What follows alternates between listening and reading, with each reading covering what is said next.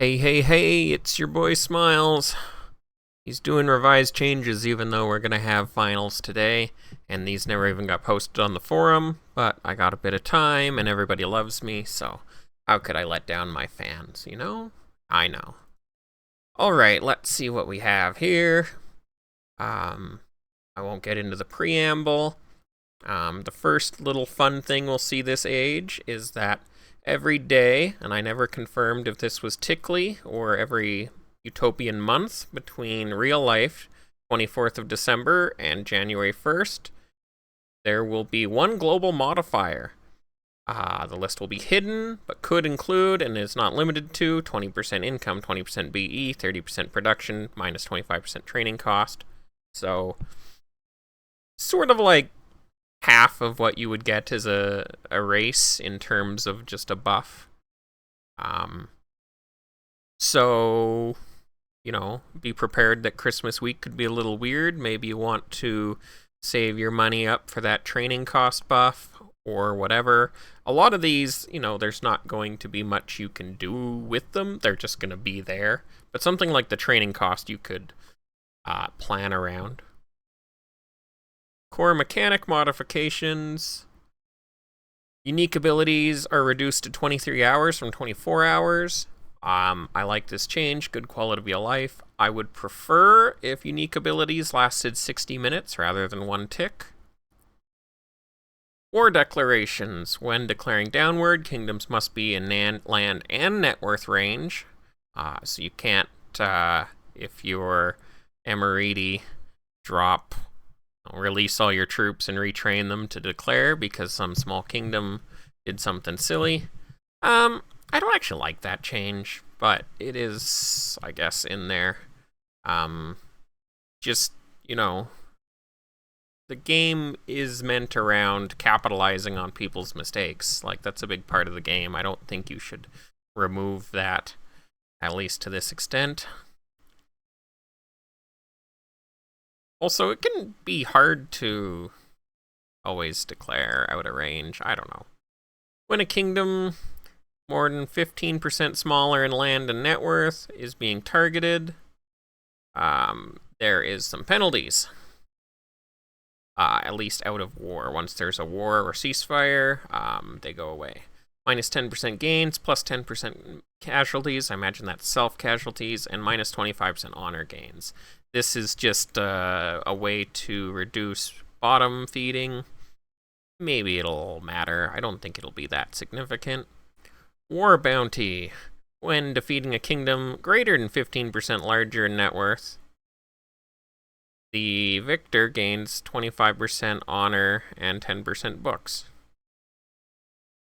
How are they gonna... So if you're declaring on a larger kingdom that's in land range but not net worth range, is that what it's saying? I don't understand how...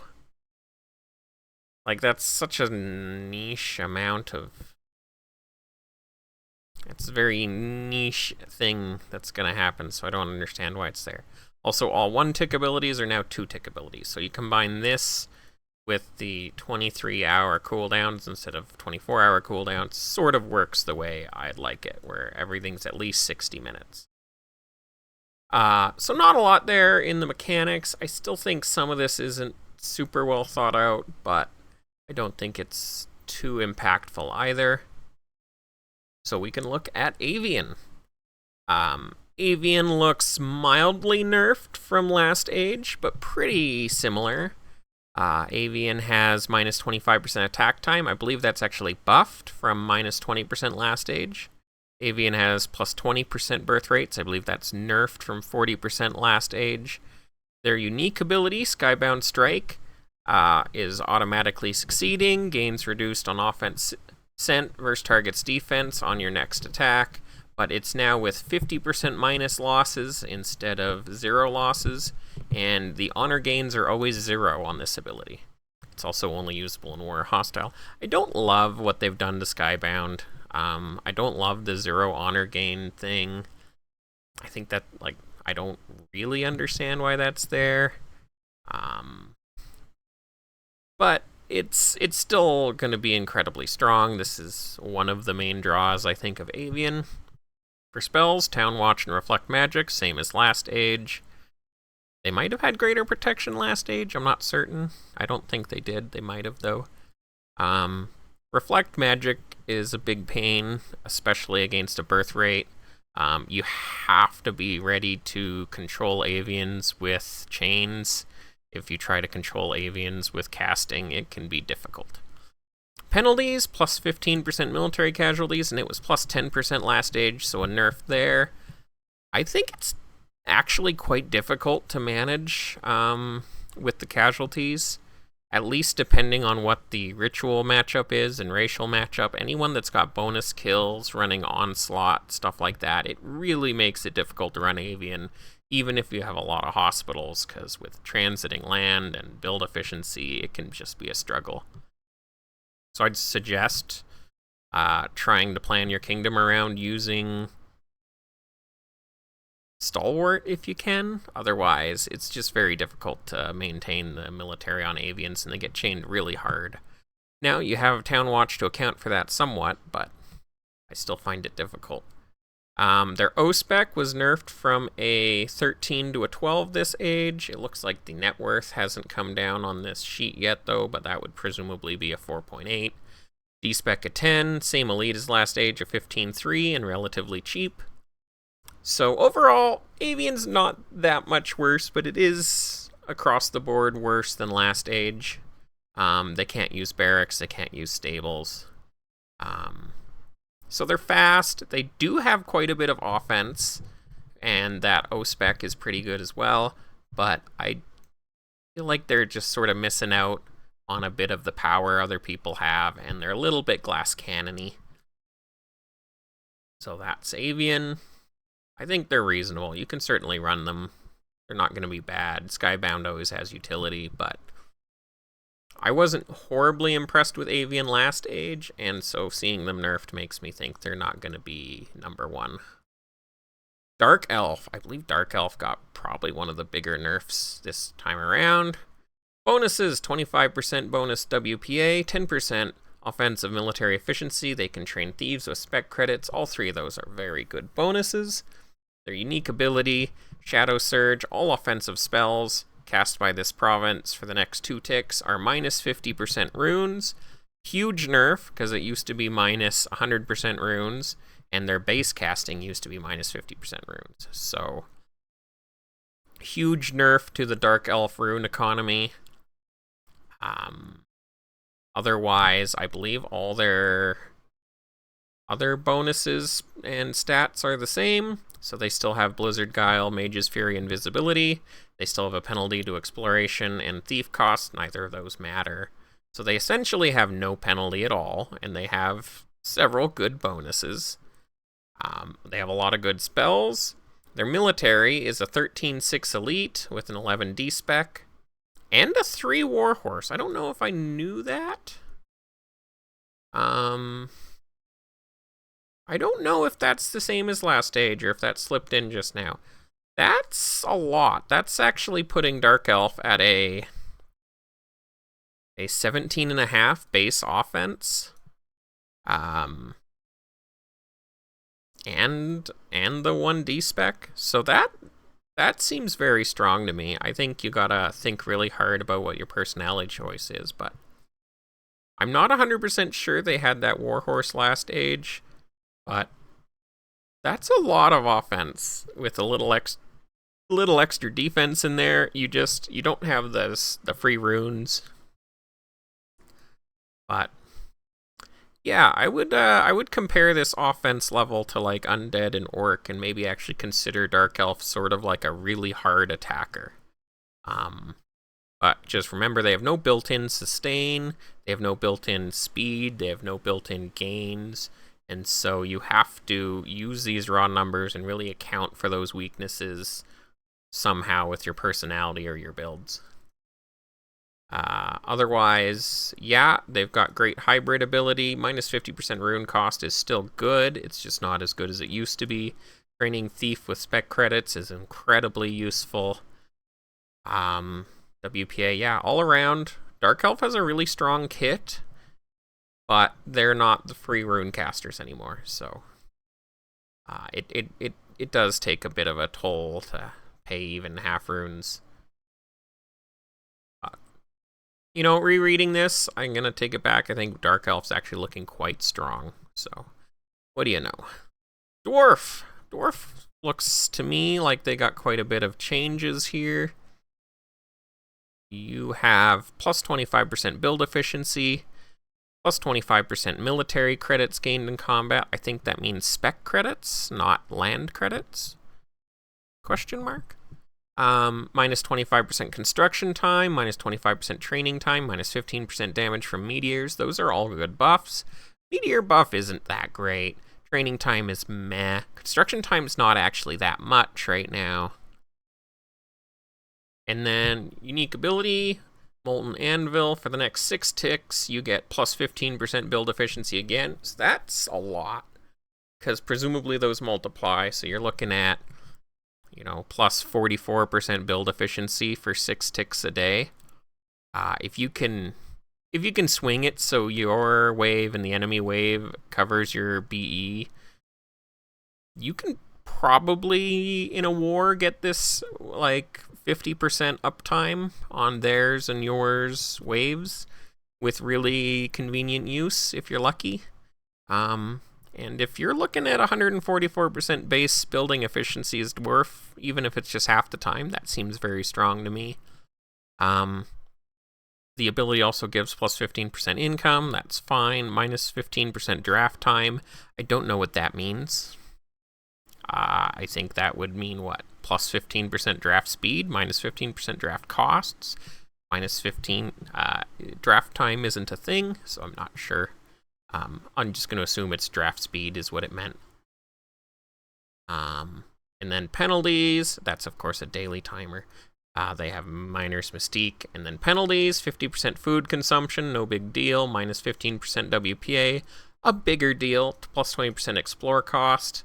For some reason, we have the same penalty as Dark Elf, negligible. So the only real penalty here is minus WPA. They've got a 10-10 spec army with a 13-6 elite and a 2 warhorse, so it's a fine army. It's not the best military, especially with how net worth heavy the elite is, but it's a lot of credits and a lot of build speed, a lot of build efficiency. You can make a lot of things work with Dwarf. I would just be a little concerned with how the WPA and just the raw military numbers. You're going to get chained pretty hard if you don't have something to account for your average defense and high net worth. So you're going to have to play around that. And minus WPA is never great. It makes it a lot harder to hold on to honor. It makes you easier to nightmare and otherwise control. But nothing really scares me about Dwarf here. I would pick him. It's a lot of bonus credits. 144 base BE means that you're going to be able to max out buildings really easily. So yeah, I would just watch out a little bit for max offense problems and net worth problems. You're going to struggle probably a bit against tackling TMs, but you're going to have to find out how you want to combat other core as well. Because, like I mentioned with Dark Elf, you got a fine military, or in this case, build efficiency, but you don't have built-in speed, you don't have built-in gains, you don't have built-in kills, you don't have built-in sustain. So you have to account for all or some of those things on your own buildings and rituals. But it's got a really good kit. It's certainly buffed from last age, and we didn't see many dwarves last age, so that's good to see. Elf. 20% plus magic effectiveness. I believe last age it was plus 40, so that's a 20% hit on WPA. That's pretty significant. Plus 20% rune production. I think it was 25% last age, so essentially the same. Plus 1 magic regeneration per tick. That's the same. Arcane Surge, plus 25% damage when they're below 30% mana. In a lot of cases, that's just a permanent 25% spell damage buff, but that's only going to be on instant spells, and there's just not that many of them in the game. So you're looking at fireballs primarily, maybe amnesia, maybe nightmare. Spells, pitfalls, wrath, mist. Wrath is kind of a dick. So is mist. Those two just make it a little bit harder to chain someone that's already got unlimited defense for free. Penalties are no access to training grounds, no access to dungeons. So neither of those matter. Even if you're a hybrid, even if you're a pure attacker elf, you can make pure attackers without training grounds. They've got a 13-5 army with a 12D spec, so in theory their offense is as high as a dwarf with more defense. But really, you're going to be relying on that big D spec and that high mana regeneration WPA magic damage.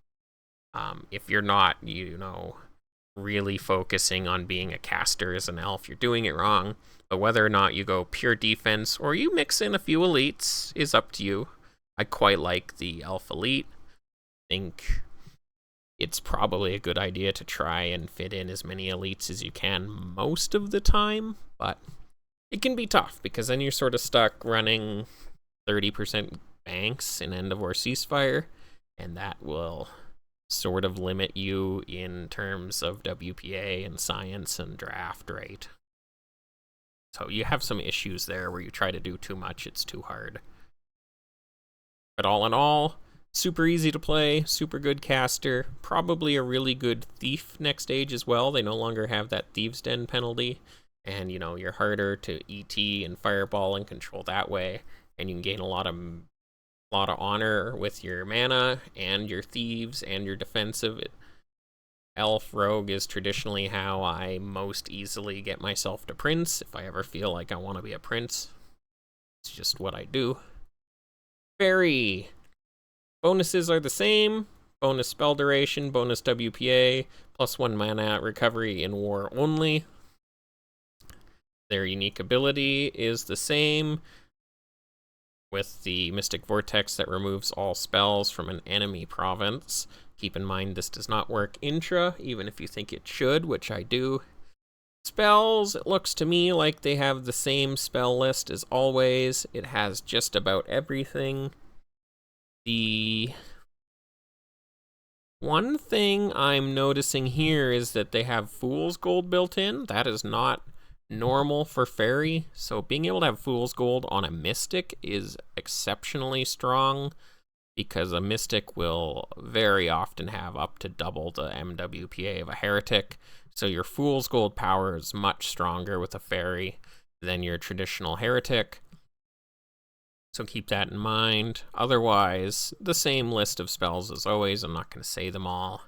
Penalties, 30% rune cost, -5 BE. Very similar to last age, where I think it was just 35% rune cost, so a slight nerf, if anything, there. I ran only Fairy TMs last age, and I hated it.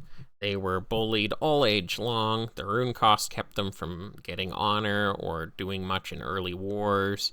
And the science buffs I thought I had for them did not scale. They were constantly small and hit and low honor, and I really wish I had halflings or elves last age, and I did not. So I'm going to carry that same sort of idea into next age. Looks to me like their O-Spec, D-Spec, Elite are unchanged. 13-point Elite continues to give Fairy the highest potential defense of any race, as well as the highest sort of scaling with the age, with Fountain of Knowledge and Revelations. If your Fairy does do everything right the whole age, they should, in theory, be stronger than Elf or Halfling. But it's just a much harder path to get them there. Speaking of Halfling, 15% population, same as last age, +1 stealth regeneration, same as last age, +30% TPA, slight nerf from last age. Sneak attack incurs -50% losses for your thieves instead of -75%. I think that's a pretty significant nerf. That's 2 times the losses that you're taking. In general, I'd say you're still really happy as a halfling every time you can use this ability while doing any run. I think it slightly limits your ability to YOLO prop and assassinate wizards, but I think it's still probably strong enough that you don't even need max Thieves' Dens or even to be, a pure rogue to make a lot of use out of this in situations where if you didn't have this unique ability, it's much harder. I think this ability is also especially good when you get a button, because you get to press it and just blow people out of the water, even if you aren't necessarily in 100% full war builds. They have quick feet, they have invisibility. Their penalties are the same, with minus 25% birth rate, plus 25% building cost. Their armies are the same, with a 10-10 spec and a 12-7 elite. It's a very strong elite that slays dragons very heavily. It gives you a ton of defense, and it's really modest offense when you factor in the population.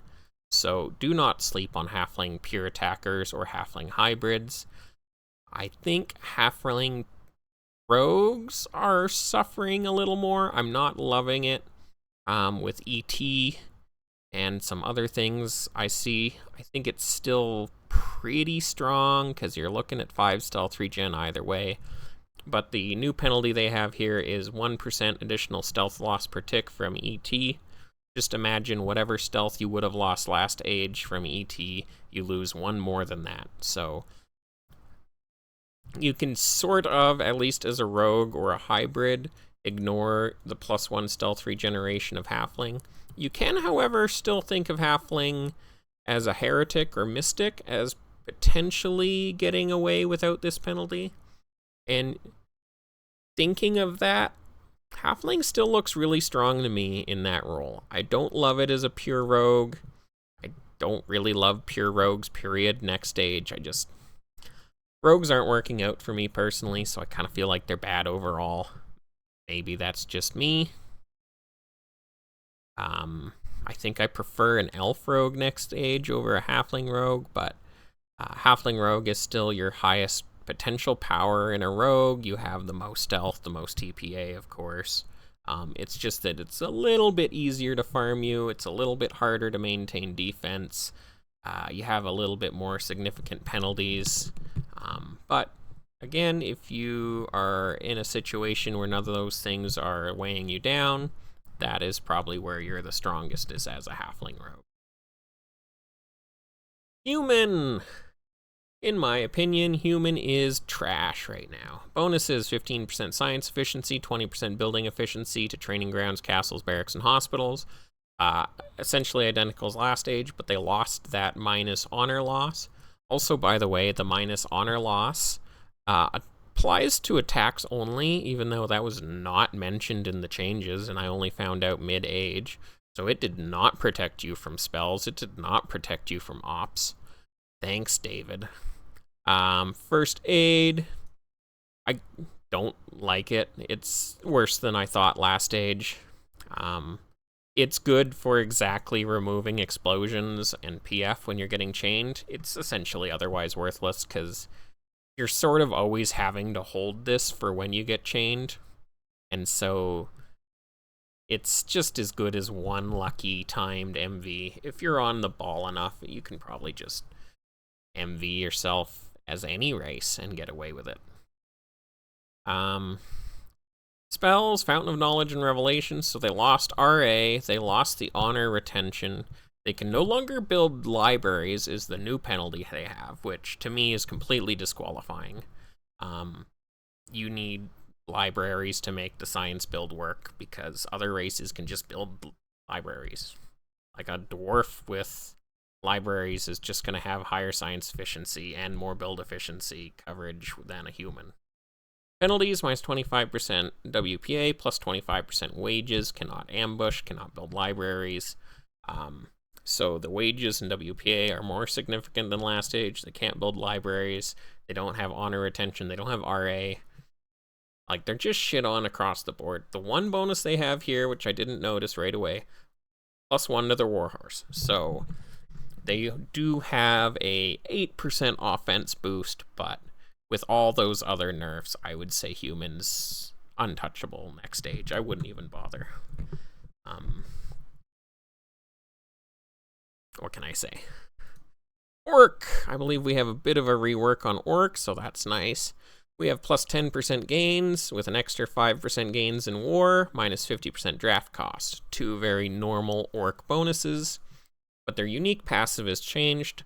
Every time an Orc makes a successful attack, Carnage grants a random bonus for that attack. The spirit of war is unpredictable and wild, it says. You get either 20% casualties, 10% gains, or minus 25% losses. All three of those are pretty significant. If I could just pick any one of the three, I would be very happy. The fact that it's random is cute, and it does make it harder to build around this bonus. So I'd say it's worse than any one of those three if you got to just pick it. The randomness is not a benefit. Spells, Aggression and Bloodlust, very normal. Penalties, minus 20% book production. This is not a huge deal. If you get any learns at all, you'll more than over-encompass this. But it's a little bit of a nerf there, right? It's a little something to hold you back. Minus 20% TPA. Also not a big deal for the average core. That's going to account for, half of a population? So about 2 to 5% population at most. It's a little annoying. It makes you a little easier to target, but it's more than accountable. Since people are just not usually pushing thieves that hard anyways. But that's pretty big nerfs there from previous ages. I think the old Orc Unique was significantly stronger. And I think, they've recently had more gains and more other benefits. Not having elite credits is very impactful. I think that was what I liked most about Orc in a power sense. They no longer have that, so I'd say one of their largest buffs is gone. They're a 10-10 spec, which is nice and fine.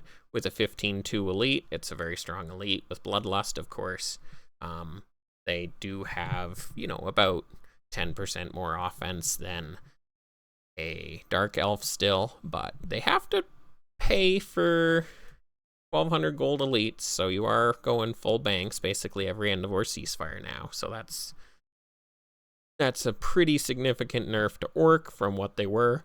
But they're still just the highest offense. They've got those kills built in, and they've got gains. So super impactful. Everyone's happy with Orc. I don't know if everyone's happy with Orc. I just said that, but I wouldn't be as scared of Orc at all. But they're not the default pick to me anymore. I think they fill their role much more in a balanced way. And let's look at Undead. Minus 40% military losses, a very, very strong bonus. Plague immunity, sure. Food requirement, sure.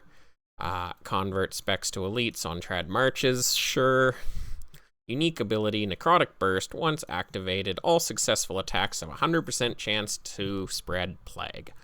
That is so strong because all successful attacks, when I last ran Auto Plague Undead, it was the next attack only. So where was it? I might actually be wrong there.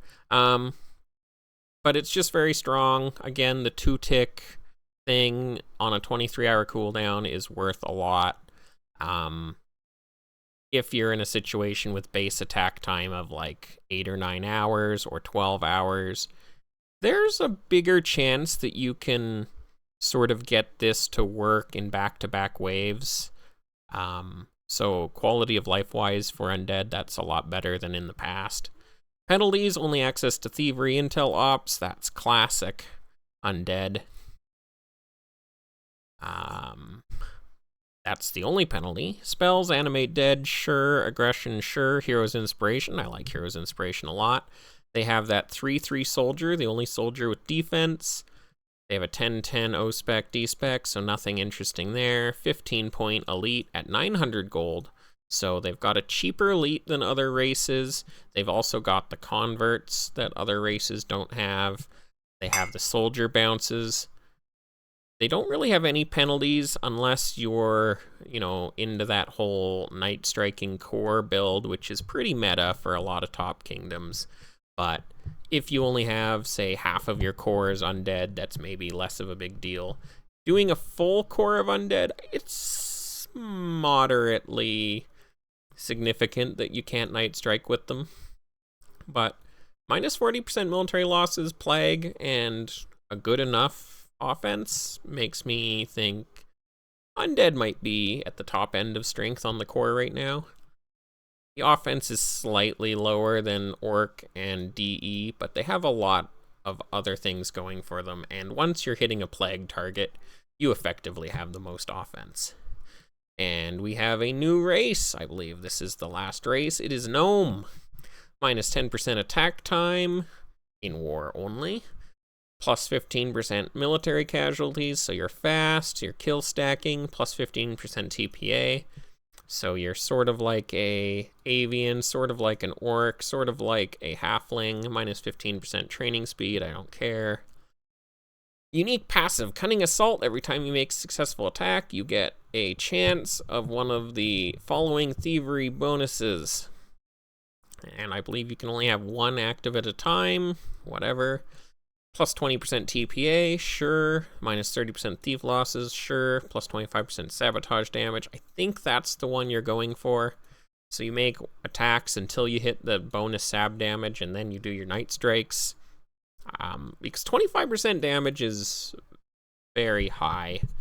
You don't have very many bonuses in the game that are that strong, so that's sort of what you're going to be aiming for, I think. Bank up stealth, you make your hits, it's lasts 6 ticks, so once it procs you can use it. But it's a little awkward that new attacks are gonna bounce you on your bonuses if you're aiming for that one specifically. So you have to be in a situation where you can stop mid-chain and do your night strikes and then use your next general after. So that's a little weird. I don't know if people want to manage that, but in my opinion, that would be the strongest thing to do with it. Spells, Quick Feet, and Aggression. So they're almost as fast as avians. They've got kills instead of penalties. They've got a rune cost and a WPA penalty, so they've got like a fairy and a human penalty while acting like a avian and an orc and a halfling. So I sort of get it. It's got a touch of every other race.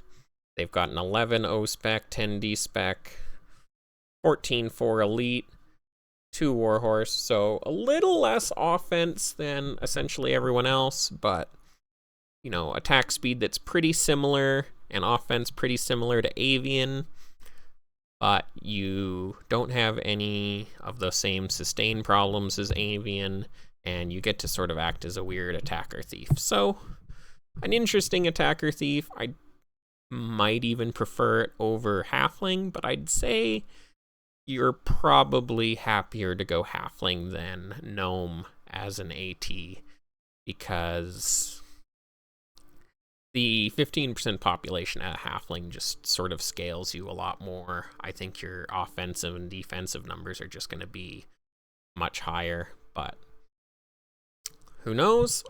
Again, 25% sabotage damage is very strong, so if you can reliably use that on people, you're going to be very happy.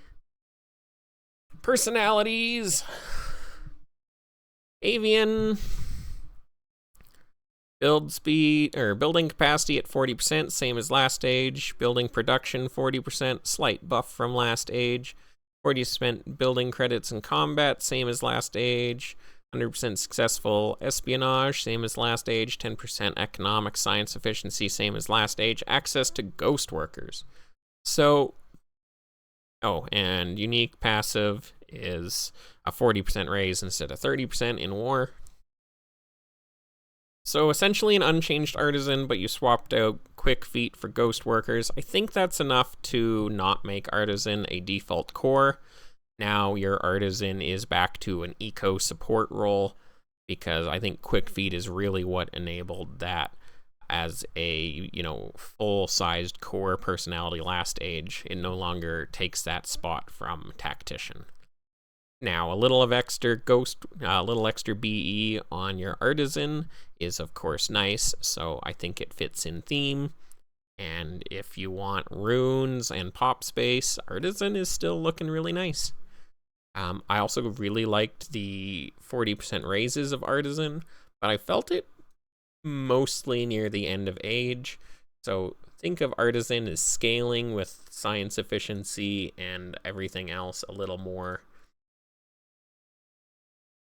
The cleric, +1 elite and D-spec value.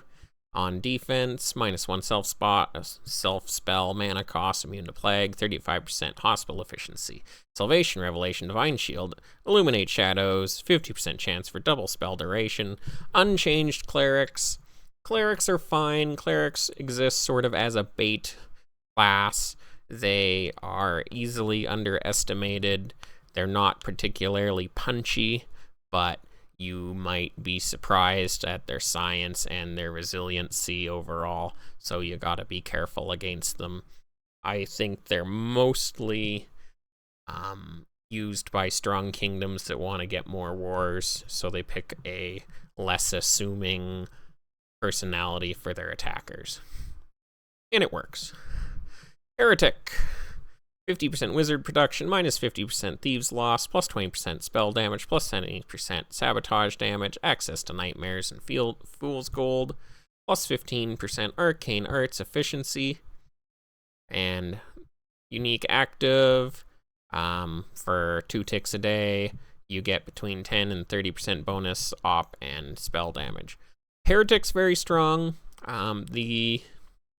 Especially if you can use all of your mana and stealth with that active, you're looking at an average of +44% spell and sabotage damage, and 15% arcane arts efficiency is very strong. Of course, you need it for nightmares, but you no longer need it for fool's gold. So a lot of times I personally would only pick a heretic for access to fool's gold, so it's a high damage pick for sure, but not sure if it does too much outside of that Night Strike Nightmare scene, and it tends to be just a little weaker, I think, than rogues and mystics, but you probably want a couple heretics. They just sort of act as slightly different mystics for the most part, and you use the nightmares and everyone's happy. Mystic, 85% guild effectiveness, +1 mana recovery, access to pitfalls, meteor showers, mind focus, chastity, channeling science efficiency. Mana well, their unique active is 10% mana regen once a day. It's just Mystic, guys. Nothing new here. You get a lot of mana, you get a lot of WPA, and you get a lot of mana. You pick it so you can meteor showers people, and that's about it. Rogues, it looks like a tiny nerf to rogues on their Thieves' Den, and maybe even kidnap and AW damage. Otherwise, they're unchanged. They've got extra stealth, they've got crime science, they've got bonus damage above a certain stealth threshold overall. Rogues are fine because of the +1 stealth and the TPA and Thieves' Dens, but I'm not loving rogues in general. I find that you can just do more damage with massacres and core night strikes and core offense. So maybe if you want hybrid rogues, that's cool. But pure rogues are falling a little out of favor with me. Maybe it's just because I've been picking the wrong races with them, but I haven't done great with rogues recently, so that's why I'm not liking them. Tactician, -15% attack speed, no thief loss on intel, immunity to greater arson and steel warhorses. This is new and pretty strong. Not amazing. Again, I've been seeing a lot more raise than greater arson to deal with watchtowers. And I've seen very little steel warhorses in general as well. I think people are just leaning so much harder into Night Strike these days. They don't bother with greater arson because it just reduces the amount of Night Strikes you can do. They don't bother with steel warhorses because you can just Night Strike the offense away. Unique passive, Dragon's Wrath, 3% of your raw offense also deals damage to the dragon as you attack your target. I don't like this because it means you're attacking through a dragon rather than just killing the dragon. So in some situations, sure, that's nice, but for the most part, I don't like it at all. Enhanced Conquest is just you're not limited by net worth on your conquests out of war, so nothing interesting there. Gain science efficiency can be helpful sometimes, but I don't consider it as valuable as other buffs. So Tactician's fine. It is, the best attack time buff you could get, but it's not as punchy. I think our next pick here, Warrior, does that.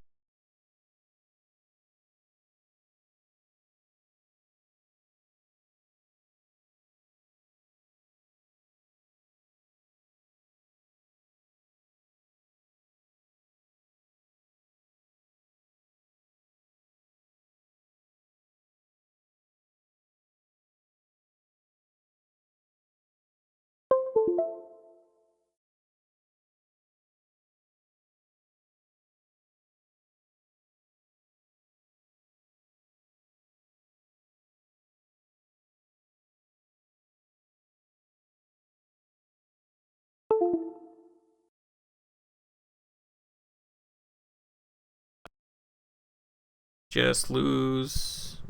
No. Okay, I think we're good. I had a beep, so I thought maybe I lost a mic, but we're good. Book generation, science generation, I think those have both been nerfed. For Sage, Learn Protection is buffed. I don't like that at all. It's so annoying. They have Revelation, they have Scientific Insight, they do not have Fountain of Knowledge. I'm not convinced Sage is amazing. Successful attacks remove books. That's actually quite annoying in war, especially as the age goes longer. Starts with 3 scientists, that's a lot. Starts with soldiers and spec credits. I don't think they used to start with that, so that's maybe a buff to the early age for Sage, but yeah, if you want science, you pick Sage, but I'm not convinced Sage is that interesting, so we'll pass over. Necromancer, new personality, plus 25% WPA. That's a pretty good buff, but by the end of age, it's worse than, say, a channeling buff or arcane arts buff. But it is a little better for the first 4 weeks, maybe. 25% military losses converted to soldiers. That's nice. It's not as good as minus 25% military losses, but it is nice. Immunity to plague, sure. Reclaims 30% of enemy losses as soldiers. That's a lot more interesting to me, because you're almost always killing significantly more than you're losing, so that is a very big form of soldier increase.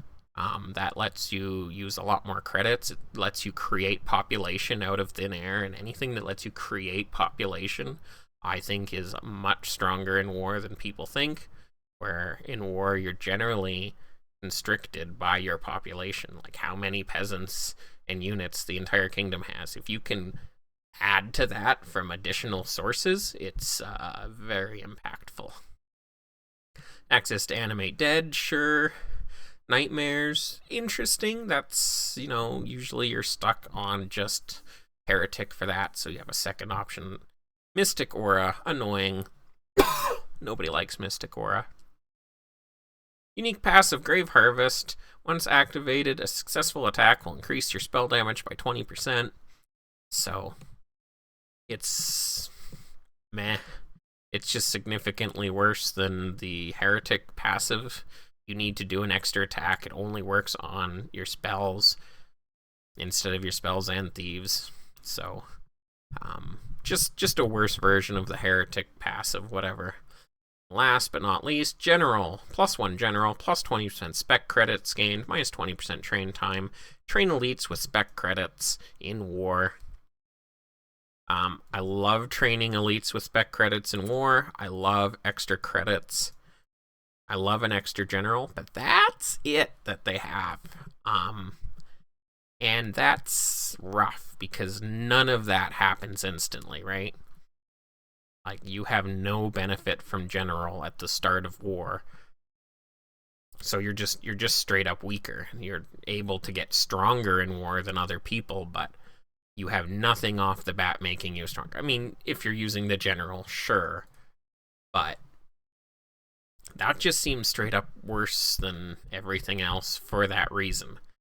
If you have an even war start, you're probably going to start losing to generals, but I wouldn't consider it normal that a general is looking as strong at you at war start. So it might be a really good bait, sort of like I mentioned, cleric.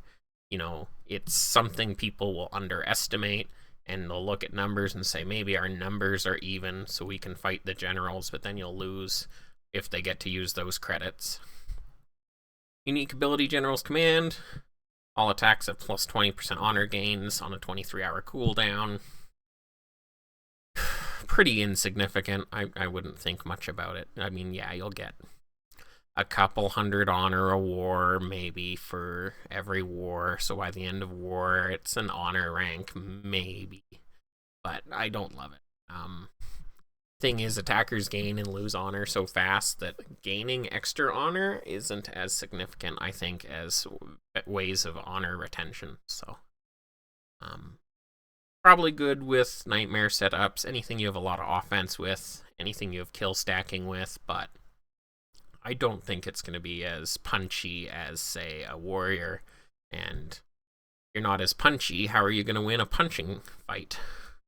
So that's revised changes. For all I know, by the time I'm done this, finals are posted anyways, but, you know, maybe Benji listens to this and gets a couple ideas before we get finals. I'm Smiles. This was my age 113. Did we not just have 112? Shouldn't this be 113? Anywho, yeah, catch me for finals in a day or two. Peace out.